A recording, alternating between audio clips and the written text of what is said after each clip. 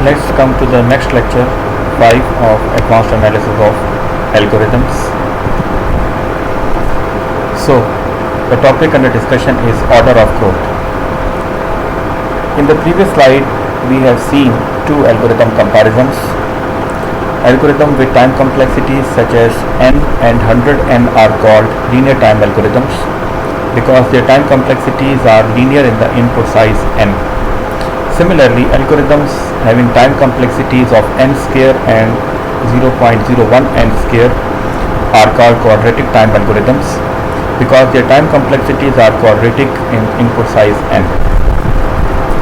Now there is an important principle which is to be remembered.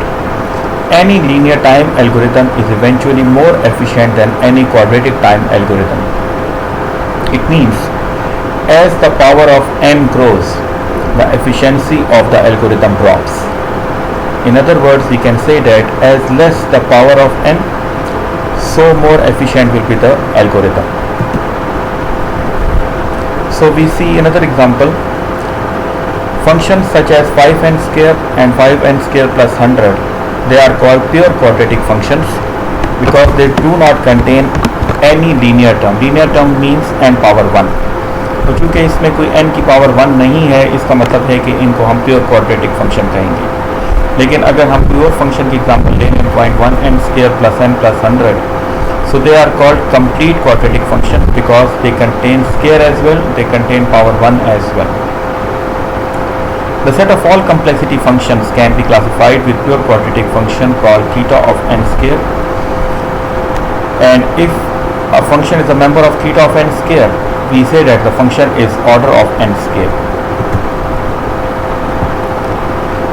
Now, जब हम किसी भी मैथमेटिकल फंक्शन को किसी member of theta of n या n स्क्वायर में शो करना चाहते हैं, तो उसका सिंपलेस्ट तरीका ये है कि आप उसकी कांस्टेंट टर्म को इग्नोर कर दें और लोअर ऑर्डर टर्म्स को इग्नोर कर दें. उसके बाद जो वैल्यूज़ उसके साथ कांस्टेंट टर्म मल्टीप्लाई या डिवाइड हो रही हैं उनको इग्नोर करके, सो इट मीन्स डैट अगर हम 20 को इग्नोर करते हैं, 100n को इग्नोर करते हैं, 5 को इग्नोर करते हैं, तो g of n will lie in the function of theta of n square.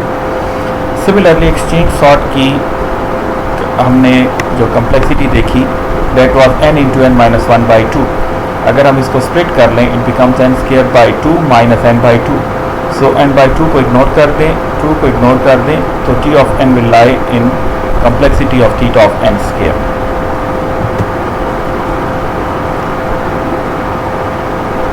अब जैसे कि मैंने बताया कि जो n की पावर बढ़ती जाएगी, इसका मतलब ये है कि एल्गोरिथम उतना कम एफिशिएंट बिहेव करेगा.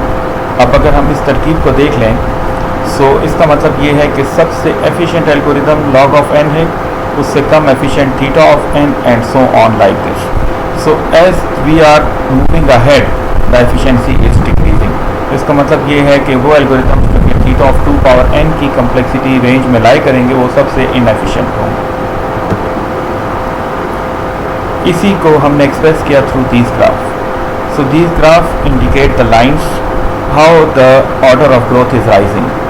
तो इसका मतलब ये है कि इनको हम अगर ट्रेस करें इस डायरेक्शन में, तो जितना ग्राफ नीचे है उतना वो एल्गोरिथम एफिशिएंट है.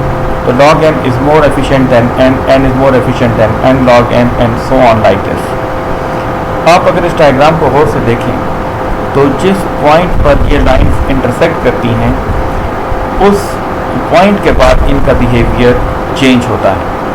Let's suppose if I take the example of n and n log n.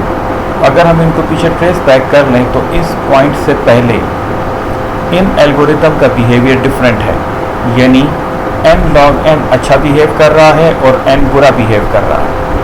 लेकिन इस पॉइंट के बाद जहाँ पर ये दोनों पॉइंट्स कॉमन हो जाते हैं, n और n log n का बिहेवियर इंटरचेंज हो जाएगा. तो बहुत सारे एल्गोरिथम ऐसे हैं कि जिनकी एफिशिएंसी कम डेटा पर तो अच्छा शो करती है, लेकिन with the passage of input size उनका बिहेवियर बदलता जाता है. तो हर दो लाइनें जो यहाँ पे एक्सचेंज हो रही हैं, क्रॉस हो रही हैं, ये क्रॉसिंग पॉइंट उनका चेंज ऑफ बिहेवियर को रिप्रेजेंट करता है. Now this is a example of the same algorithms by giving certain values of n equal to 10, 20, 30, 40 and so on. तो वही एल्गोरिथम जो हमने लास्ट में देखे जब हम की वैल्यूज़ पुट करते हैं.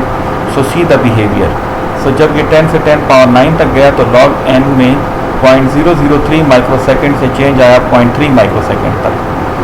सिमिलरली f ऑफ n में 0.01 माइक्रोसेकेंड से चेंज आया 1 सेकेंड तक. यहाँ चेंज 0.033 माइक्रोसेकेंड थे 29 सेकेंड तक.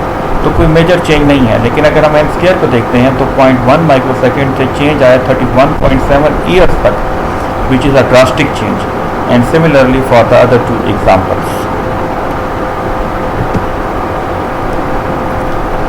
Now for a given time complexity function f of n, big O of fn is the set of complexity functions g of n for which there exists some positive real constant c and some non-negative integer capital N. Capital N वो value है जैसा कि explain जहाँ पर ये दोनों lines आपस में क्रॉस कर रही हैं, इनका बिहेवियर इंटरचेंज हो रही है.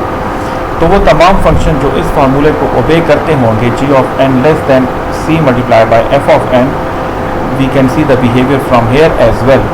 सो इसका मतलब ये है वो तमाम फंक्शन बिग O में लाई करेंगे. Big O is a notation to represent the order of growth कि किसी भी एल्गोरिदम की टाइम कम्प्लेक्सिटी कहाँ पे लाई करती है. तो यहाँ पे आप देख रहे हैं कि g of n का बिहेवियर जो है it is much better than c of f of n. So if any function lies in this behaviour तो it will be lying in the family of big O. अगर हम इन graphs को देख लें तो ये अगर बिग O को रिप्रेजेंट करता है तो ये जब ग्राफ इंटरचेंज हो गए यानी g of n लेस की बजाय g of n greater than c of f of n behave करेगा एज हेयर, तो ये लाई करेगा बिग ऑफ ओमेगा में. और अगर g of n c of f of n d of f of n इनके दरमियान में कहीं पर लाई करेगा तो it will lie in the category of theta. इसका मतलब ये है कि थीटा में वो फंक्शन लाई करेंगे जो बिग O और बिग ओमेगा के इंटरसेक्शन पर होंगे. You will see in the next slide. So अब for example as I told you कि वी वांट टू चेक कि कोई भी फंक्शन बिग O में कैसे लाई करता है. सो अगर हम इसी को ले लें, so this side represent g of n and 2 represent c and n of n square is f of n. सो इसका मतलब ये है कि अगर ये इस फार्मूले को less than 2 of n square को ओबे कर रहा है, if we put certain values we get this graph. So n equal to 10 will be the value where the two graphs meet at one point, so it lies in the function of big O. Similar are these examples.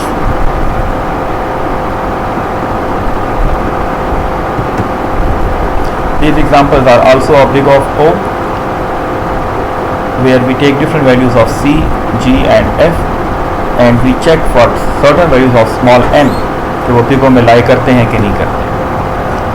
सो जहाँ पर big O of n square है सो ये increase हो रहा है छोटी value से बड़ी की तरफ. Big O of n square है वो n स्क्वायर से इंक्रीज़ हो रहा है n cube n power 4 and so on. लेकिन n स्क्वायर इज़ कॉमन. सो इसका मतलब ये है कि अगर ये n स्क्वायर को हम इंटरसेक्शन में ले लें तो these values will be lying in theta of n square.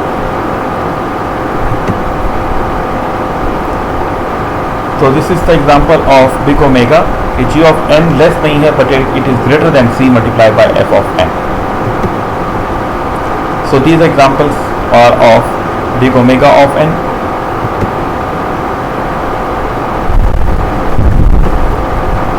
So this is the definition of theta, that it is lying in the intersection of big O and big omega.